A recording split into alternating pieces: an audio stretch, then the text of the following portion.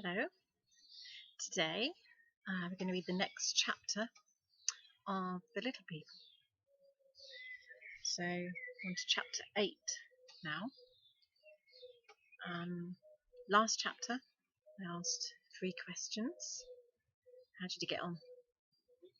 Let's see, shall we? So first question was, what did Homily throw out of the grating? Okay. And the answer was soapy water. She had a pickled jar lid full of soapy water. Probably been doing some washing up, and that's where she usually throws the water out. Do you remember Arrietty said that's why the green mossy stain is there, because of all the washing water that they throw out of the grating, because they don't have drains or anything. So that's the answer to number 1, soapy water. Question number 2, what colour was the beetle that Arrietty saw? And then she touched. She put a hand on the top of the shell. Because a beetle to Arrietty, that's tiny to us. It's like the size of a cat or a dog to Arrietty. She wasn't frightened of it though. She puts her hand on the top of the shell, and the beetle stays still. And then when Arrietty moves her hand away, it scuttles off.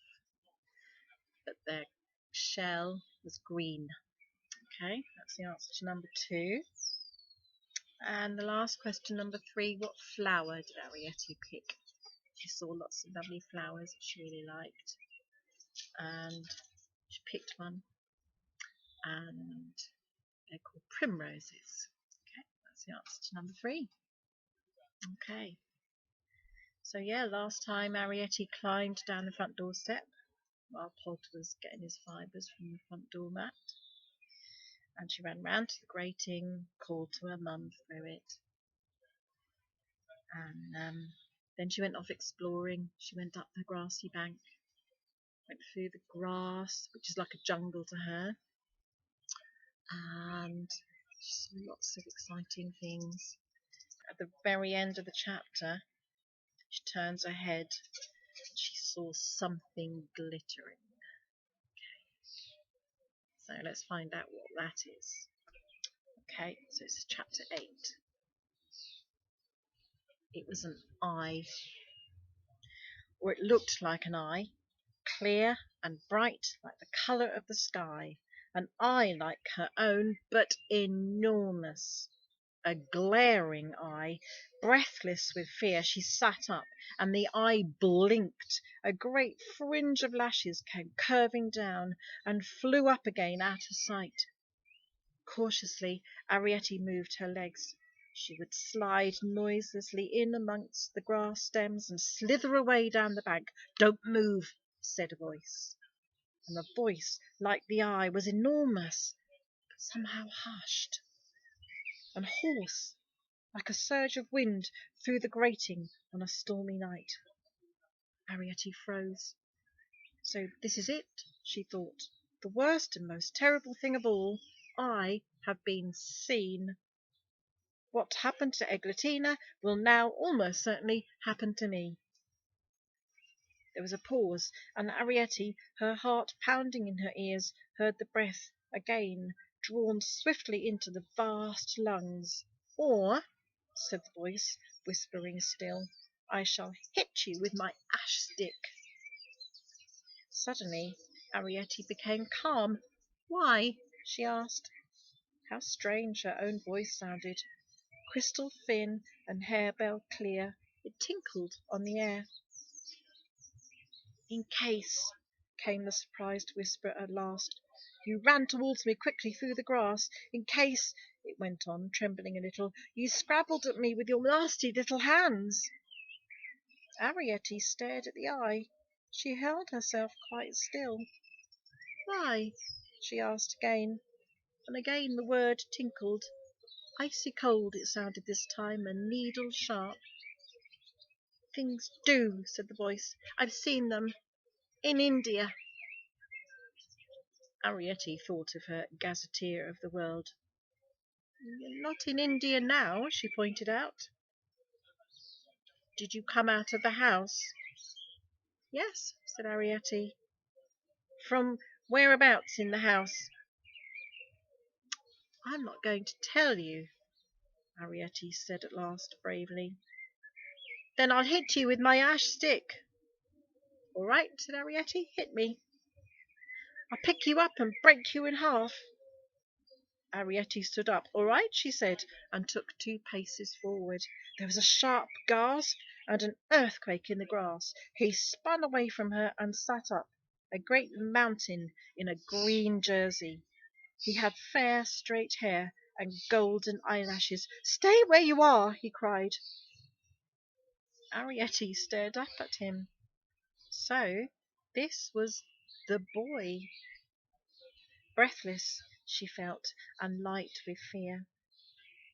I guessed you were about 9, she gasped after a moment. He flushed. Well, you're wrong. I'm 10. He looked down at her, breathing deeply.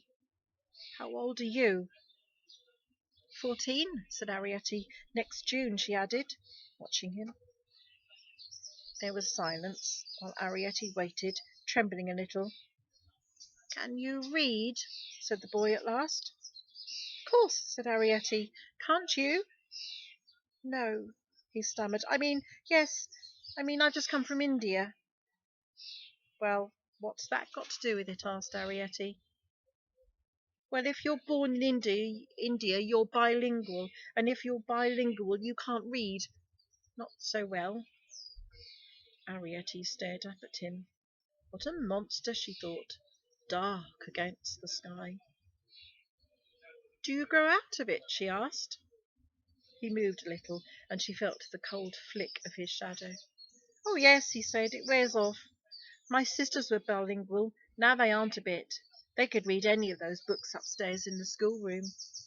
So could I, said Arrietty quickly, if someone could hold them and turn the pages. I'm not a bit bilingual. I can read anything. Could you read out loud? Of course, said Arrietty. Would you wait here while I run upstairs and get a book now? Well, said Arrietty. She was longing to show off. Then a startled look came into her eyes. Oh, she faltered. What's the matter? The boy was standing up now. He towered above her. How many doors are there to this house? She squinted up at him against the bright sunlight. He dropped on one knee. Doors, he said. Outside doors? Yes. Well, there's the front door, the back door, the gun room door, the kitchen door, the scullery door, and the French windows in the drawing room. Well, you see, said Arrietty, my father's in the hall by the front door, working. He wouldn't want to be disturbed. Working, said the boy. What at? Getting materials, said Arrietty, for a scrubbing brush. Then I'll go in the side door. He began to move away, but he turned suddenly and he came back to her.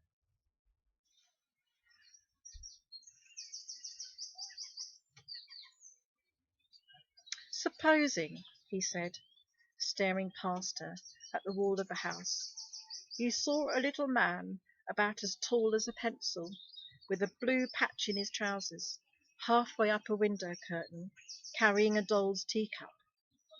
Would you say it was a fairy? No, said Arrietty.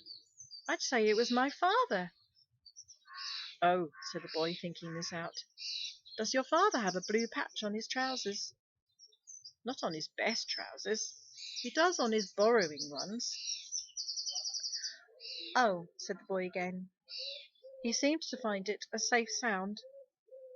Are there many people like you? No, said Arrietty, none. We're all different. As small as you. Arrietty laughed. Oh, don't be silly, she said. Surely you don't think that there are many people in the world your size? There are more my size than yours, he retorted. Honestly, began Arrietty helplessly, and laughed again. Do you really think? Whatever sort of a world would it be? Those great chairs, I've seen them. Fancy if you had to make chairs that size for everyone, and the stuff for their clothes, miles and miles of it, tents of it, and the sewing, and their great houses reaching up so you can hardly see the ceilings, their great beds, the food they eat, great smoking mountains of it, huge bogs of stew and soup and stuff. Don't you eat soup? Asked the boy. Of course we do, laughed Arrietty. My father had an uncle who had a little boat which he rowed around in the stock pot, picking up flotsam and jetsam. He did bottom fishing too for bits of marrow, until the cook got suspicious through finding bent pins in the soup. Once he was nearly shipwrecked on a chunk of submerged shin bone.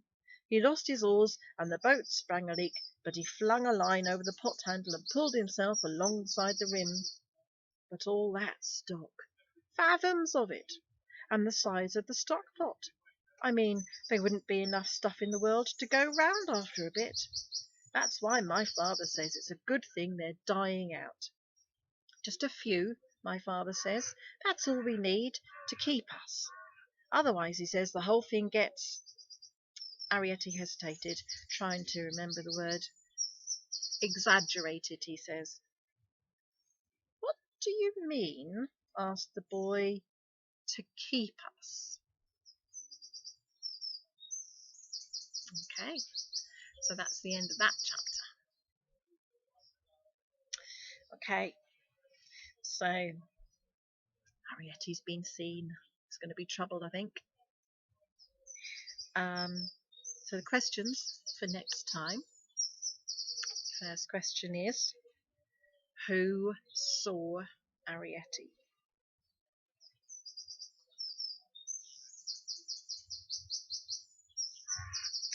And when Arrietty asked him how old he was, how old did he say he was? And what was he going to, and question number 3, so that's question number 2, how old is he? Question number 3, what was he going to run indoors and get? So he wanted Arrietty to do something with him. Okay, so that's question number 3, what was he going to go indoors and get? Okay, so hopefully I'll see you next time. Hope you enjoyed that. Goodbye for now.